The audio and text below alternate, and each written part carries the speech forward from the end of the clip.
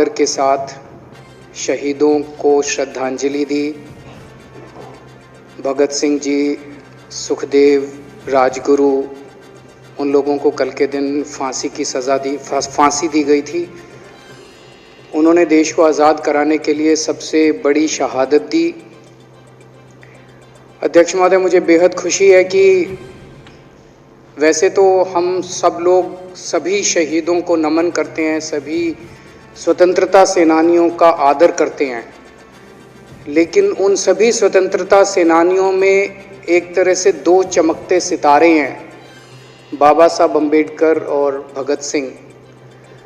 दिल्ली सरकार ने ये निर्णय लिया है कि बाबा साहब अम्बेडकर और भगत सिंह जी की तस्वीरें सभी दिल्ली सरकार के दफ्तरों में लगाई जाएंगी। कुछ दिन पहले पंजाब सरकार ने भी ये निर्णय लिया है कि पंजाब सरकार के भी सभी दफ्तरों में भगत सिंह और बाबा साहब अम्बेडकर की तस्वीरें लगाई जाएंगी। जब से ये ऐलान किया गया है, मैं तो सोच रहा था कि हमारे विपक्ष के साथी इसके ऊपर हमें बधाई देंगे, तारीफ करेंगे कि बहुत अच्छा निर्णय लिया गया। शुक्रिया।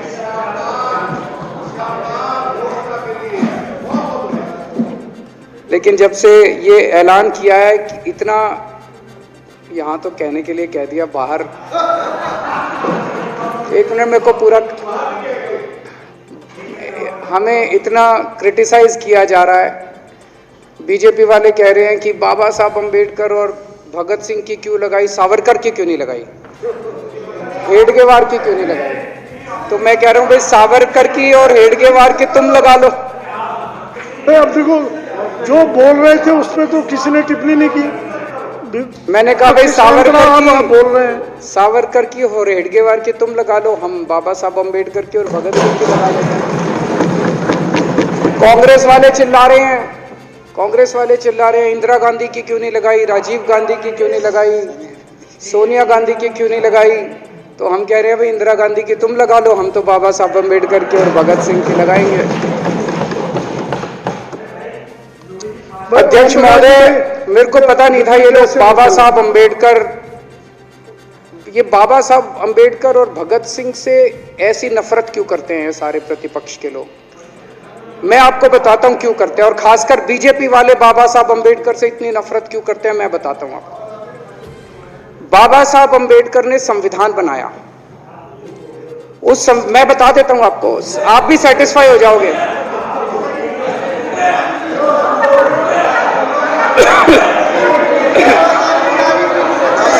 सुन के चले जाना। बाबा साहब का नाम सुनते ही वॉकआउट कर गए। बाबा साहब का नाम भी नहीं सुनना चाहते। बाबा साहब अम्बेडकर का नाम सुनते ही सुन तो लो।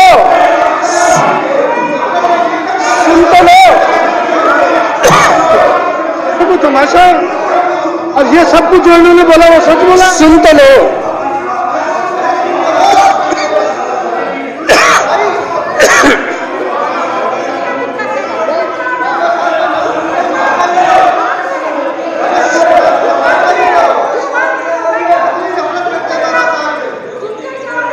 बाबा साहब अम्बेडकर ने, सदस्यों से प्रार्थना कर रहा हूं, अध्यक्ष महोदय, बाबा साहब अम्बेडकर ने, मुख्यमंत्री जी बोल रहे हैं, डिस्टर्ब ना करें प्लीज। नहीं, ये कोई तरीका। सत्य कौन बोल रहा था? सत्य क्या बिजुली जी ने बोला? सब आप बैठ जाइए। अब बाबा साहब अम्बेडकर ने देश का संविधान बनाया। संविधान में लिखा उन्होंने कि भारत के अंदर जनतंत्र होगा। इस जनतंत्र के अंदर चुनाव होंगे। चुनाव में जनता वोट डालेगी। वोट डाल के जनता अपनी सरकार चुनेगी। वो सरकार लोगों के सपनों को पूरा करने के लिए काम करेगी। बीजेपी को ये पसंद नहीं है। बीजेपी नहीं चाहती चुनाव हो। बीजेपी चाहती है कि चुनाव खत्म हो जाए। चुनाव होने ही नहीं चाहिए। चुनाव गंदी बात है इनके हिसाब से। चुनाव गलत बात है इनके हिसाब से। एमसीडी के अंदर 15 साल इन्होंने जम के लूटा।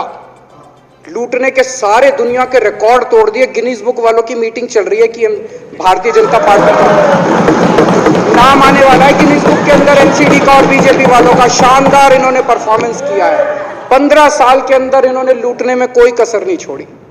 लूटने के बाद जब जनता में त्राही त्राही मच गई, लोग दुखी हो गए 15 साल के इनके शासन के बाद, और जनता ने मन बना लिया कि इस बार इनको मजा चखाएंगे और गुस्सा जाहिर करेंगे। चुनाव आयोग ने ऐलान कर दिया कि हम आज शाम को 5 बजे 9 तारीख को 9 मार्च को शाम को 5 बजे आज चुनाव की डेट्स की घोषणा की जाएगी। 4 तारीख को प्रधानमंत्री के दफ्तर से फोन जाता है, चिट्ठी जाती है चुनाव कमिश्नर को, चुनाव रद्द कर दो। पूरी दुनिया के अंदर आज तक ऐसा नहीं होगा कि प्रधानमंत्री सीधे सीधे चुनाव कमिश्नर को फोन करके और चिट्ठी लिख के कहते हैं कि चुनाव रद्द कर दो। इसलिए ये नफरत करते हैं बाबा साहब अम्बेडकर से। ये कहते हैं बाबा साहब अम्बेडकर नहीं होता तो जनतंत्र नहीं होता इस देश के अंदर। कल एक बीजेपी का बड़ा नेता मिला, बोला जी मैंने तो अपने बीजेपी के बड़े नेताओं को बोल दिया ये चुनाव का चक्कर छोड़ो, एमसीडी में भी एनडीएमसी जैसा कर दो। मैंने कहा इसका क्या मतलब? वो बोले जैसे एनडीएमसी में चुनाव ही नहीं होते, एनडीएमसी में केंद्र सरकार नॉमिनेट कर देती है, बोले जी एमसीडी में भी यही हो जाना चाहिए। अध्यक्ष महोदय, इनका बस चलना इस देश के अंदर सारे राज्यों में और देश में चुनाव कराना बंद कर दें। इसलिए ये नफरत करते हैं, इसलिए बाबा साहब अंबेडकर से नफरत करते हैं ये लोग। बाबा साहब अंबेडकर चुनाव की प्रक्रिया रख के गए थे, इनका बस चले तो ये चुनाव कराना बंद कर दे। कह रहे हैं हम तीनों एमसीडी को यूनिफाई करना चाहते हैं। अरे 7 साल थे तुम्हारे पास, सो रहे थे क्या 7 साल से? कहां थे तुम लोग 7 साल से? क्यों नहीं तुम लोगों ने क्यों नहीं तुम लोग यूनिफाई करने के लिए पैसे चाहिए? क्यों नहीं तुम लोगों ने यूनिफाई किया 7 साल से? चुनाव के 1 घंटे पहले तुम लोग चिट्ठी लिख रहे हो, अब सो के जागे हो कि अब यूनिफाई करोगे। तो यूनिफाई नहीं करना, चुनाव टालने हैं, क्योंकि हार रहे हैं। मेरी हाथ जोड़ के विनती है, हार जीत लगी रहती है, कभी ये पार्टी हारती है, कभी वो पार्टी हारती है, कभी आज बीजेपी हारती है, कभी आम आदमी पार्टी भी हारती है, कभी कांग्रेस हारती है। देश बड़ा है, देश की सोचो। आज आम आदमी पार्टी है, कल आम आदमी पार्टी हो सकता ना हो। आज बीजेपी है, कल बीजेपी हो ना हो। आज केजरीवाल है, कल केजरीवाल नहीं होगा। आज मोदी जी हैं, कल मोदी जी नहीं होंगे। कोई बड़ा नहीं है, देश बड़ा है, मुल्क बड़ा है, कौम बड़ी है, समाज बड़ा है। देश को नहीं झुकने देना, देश को नहीं टूटने देना, देश को नहीं किसी भी हालत में देश पे आंच नहीं आनी चाहिए। ये लोग देश के साथ खिलवाड़ कर रहे हैं, ये लोग संविधान के साथ खिलवाड़ कह रहे हैं। हम यूनिफाई करना चाहते हैं। इन्होंने एक चिट्ठी लिख दी चुनाव आयोग को कि हम तीनों एमसीडी को यूनिफाई कर रहे हैं, इसलिए चुनाव टाल दो। चुनाव आयोग ने चुनाव टाल दिया। कल को दिसंबर में गुजरात के चुनाव हो रहे हैं। अब जनता कह रही है ये गुजरात हारेंगे। अब अगर ये गुजरात हारेंगे तो ये 10 दिन पहले चिट्ठी लिख देंगे चुनाव आयोग को कि भाई हम गुजरात को और महाराष्ट्र को एक कर रहे हैं, इसलिए गुजरात के चुनाव टाल दो। गुजरात के चुनाव टल जाएंगे।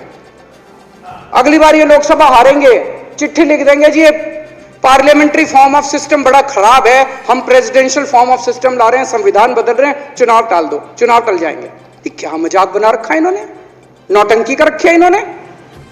भारत जनतंत्र है, देश ये बर्दाश्त नहीं करने वाला जो इन्होंने नौटंकी कर रखी है।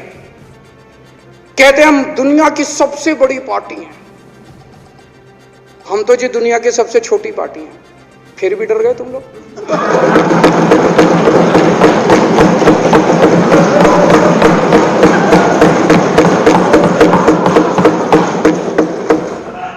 दुनिया की सबसे बड़ी पार्टी दुनिया की सबसे छोटी पार्टी से डर के भाग गई। क्या कायर हो यार।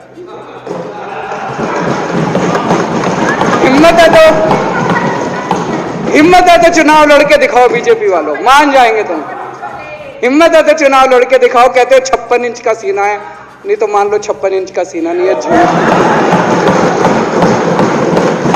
नहीं तो मान लो कुर्ते के नीचे 56 इंच का सीना नहीं है, झूठ है ये। कल मैंने देखा, आपको भी बुरा लगा, मैं आपके कमरे में जब चाय पीने आया, आपने मेरे साथ अपना दुख शेयर किया कि जब एलजी साहब ने भाषण शुरू किया, ये सारे खड़े हो गए नारे लगाने। क्या कश्मीर फाइल्स टैक्स फ्री करो, और पीछे से 2 जने कह रहे थे दारू की दुकानें बंद करो। अब इनको भी नहीं पता आज नारे किस चीज के लगाने, ऊपर से आया तो था ऊपर से आया तो था।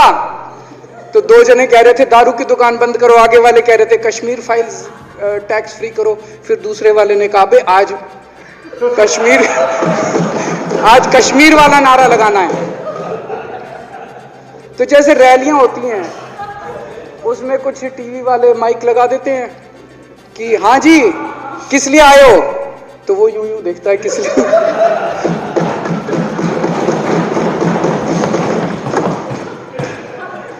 क्या हाल बना दिया इनका।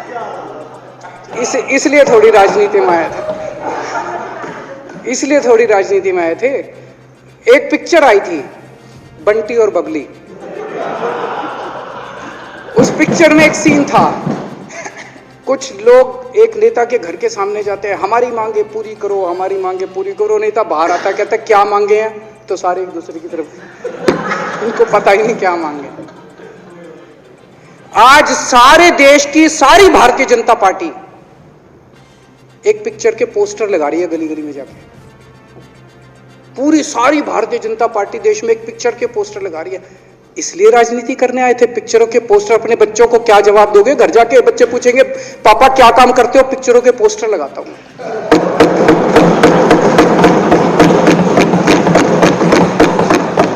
8 साल केंद्र सरकार चलाने के बाद अगर किसी देश के प्रधानमंत्री को विवेक अग्निहोत्री के चरणों में शरण लेनी पड़े तो इसका मतलब उस प्रधानमंत्री ने 8 साल में कोई काम नहीं किया।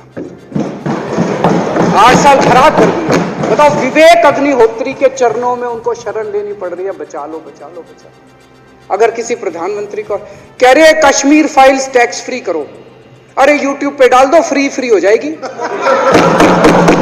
टैक्स फ्री क्यों करा रहे हो? इतना ही तुमको शौक है, विवेक अग्निहोत्री को बोलो यूट्यूब पे डाल देगा, सारी पिक्चर फ्री है, सारे जने देख लेंगे एक ही दिन के अंदर। टैक्स फ्री की क्या जरूरत है? यूट्यूब पे क्यों नहीं डाल? कल एक मैंने अखबार में पढ़ा, हरियाणा के अंदर एक भारतीय जनता पार्टी का ही एक एमएलए था, उसने कहा आज मैं पार्क के अंदर इसकी फ्री स्क्रीनिंग करूंगा। तुरंत विवेक अग्निहोत्री का ट्वीट आया खट्टर साहब के, खट्टर साहब देखो ये फ्री में कर रहा है, इसको बोलो टिकट लेके करेगा। भाई साहब, कश्मीरी पंडितों के नाम पे कुछ लोग करोड़ों करोड़ों रुपए कमा रहे हैं और तुम लोगों को पोस्टर लगाने का काम दे दिया। आंखें खोलो, क्या कर रहे हो तुम लोग? वो करोड़ों कमा गया, कश्मीरी पंडितों के नाम पे करोड़ों कमा गया और तुम लोग पोस्टर लगाते रह गए। क्या हाल बना दिया तुम लोगों का यार। आंखें खोलो तुम लोग।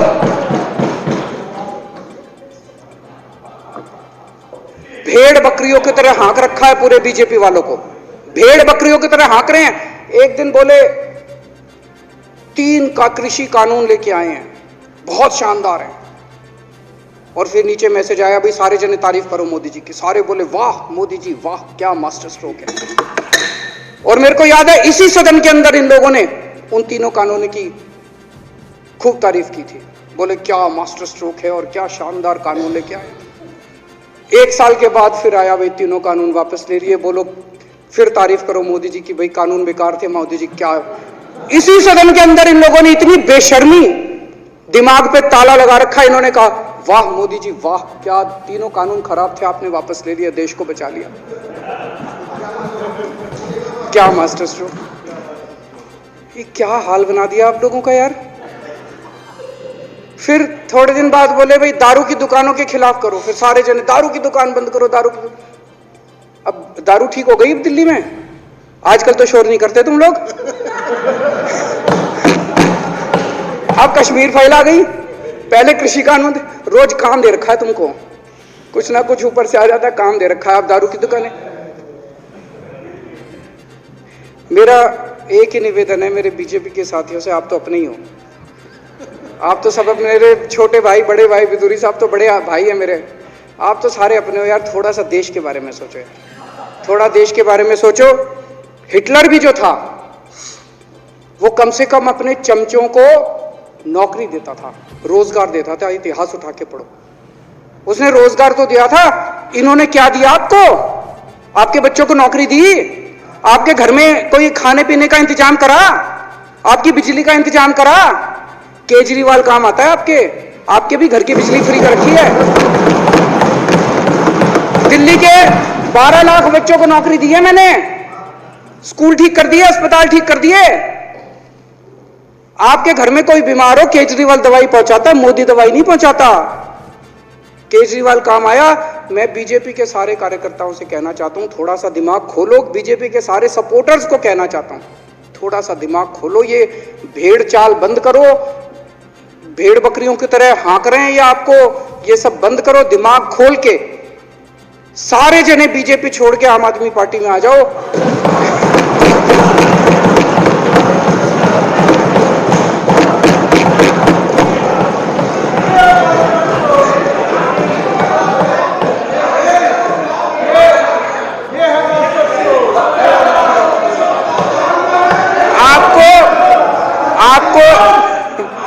आपको इज्जत मिलेगी, सम्मान मिलेगा। आपसे कतई झूठे नारे नहीं लगवाएंगे। राष्ट्र निर्माण में आपको साथ लेंगे हम, राष्ट्र निर्माण करेंगे आपके साथ मिलकर। ये पोस्टर भी नहीं लगवाएंगे झूठी फिल्मों के। और जो भी करना हो, कम से कम यार ये पिक्चर का प्रमोशन करना तो बंद करो। ये गंदे लगते हो तुम लोग, अच्छी शोभा नहीं देता आप लोगों को। यार आप अच्छे आदमी हो, कुछ करने आए थे राजनीति में, कहां पिक्चर के पोस्टर और प्रमोशन करने में लगा दिया। कल एलजी साहब की स्पीच पूरे देश ने सुनी। एलजी साहब को एक तरह से केंद्र सरकार का नुमाइंदा माना जाता है। एलजी साहब ने भी हमारी सरकार की कितनी तारीफ करी। 50% जीडीपी 5 साल के अंदर बढ़ गया। भारत में आज तक कभी किसी राज्य का नहीं बढ़ा। इतने शानदार काम दिल्ली सरकार ने किए हैं कि केंद्र सरकार द्वारा नियुक्त एलजी साहब ने भी दूसरी सरकार की, आम आदमी पार्टी की सरकार की भूरी भूरी शब्दों में तारीफ की। मैं एलजी साहब का बहुत बहुत शुक्रिया अदा करना चाहता हूं और इस धन्यवाद प्रस्ताव का समर्थन करता हूं।